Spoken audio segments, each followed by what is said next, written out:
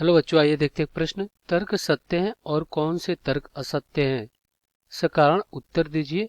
यदि एक पासे को फेंका जाता है तो इसके दो संभावित परिणाम एक विषम संख्या या एक सम संख्या है। अतः एक सम संख्या ज्ञात करने की प्रायिकता 1/2 है। तो हमें बताना है कि ये तर्क सत्य है या असत्य है। तो हम क्या करेंगे, यहाँ पे मुख्य अवधारणा लिखेंगे। मुख्य अवधारणा, तो ये क्या होगा इस प्रश्न के लिए? तो देखिए, मान लीजिए कोई घटना ए घटित हो रही है, उसकी प्रायिकता क्या हो जाएगा? हो जाएगा पी ए बराबर एन ए और बटा में एन एस। एन ए आपका होता है ए के अनुकूल, ए के अनुकूल परिणामों की संख्या, परिणामों की संख्या। और एन एस क्या है? कुल संभव परिणाम, कुल संभव परिणामों की संख्या है। अब हम क्या करेंगे, दिए गए प्रश्नों को हल कर लेंगे। तो देखिए, कह रहा है कि एक पासे फेंका जाता है। एक पासे पे कितने फलक होते हैं? 6 फलक होते हैं। 1 से लेकर 6 तक कोई ना कोई अंक अंकित तो रहता है।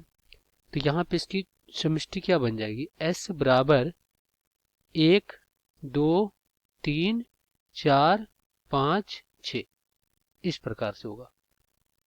तो कुल संभव परिणाम कितने हो जाएंगे? कुल संभव परिणामों की संख्या, परिणामों की संख्या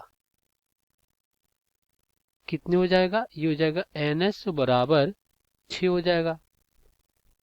अब कह रहा है कि देखिए, यहाँ पे एक विषम संख्या ज्ञात हो करने की प्रायिकता 1/2 है। तो यहाँ पे देखिए, अगर हम क्या कर लेते हैं, मान लेते हैं, माना घटना ई एक विषम संख्या प्राप्त हो, विषम संख्या प्राप्त हो। तो यहाँ पे विषम संख्या क्या क्या है? देखिए, एक आपका विषम संख्या है, 3 है और 5 है। कितने विषम संख्या है? 3। और कितने सम संख्या है? 1 2 3। तो यहाँ पे विषम संख्या यानी क्या हो जाएगा? ये हो जाएगा आपका विषम संख्या 3 है, तो ई के अनुकूल परिणाम कितने हो जाएंगे? एन ई बराबर में 3 हो जाएगा। तो यहाँ पे इसकी प्रायिकता क्या हो जाएगी? ये हो जाएगी पी ई बराबर में एन ई और बटा में एन एस। तो यहाँ पे अपना देखिए क्या है, एन ई कितना है? 3 है और एन एस कितना है? 6 है। काटेंगे तो 2 बार में कट जाएगा।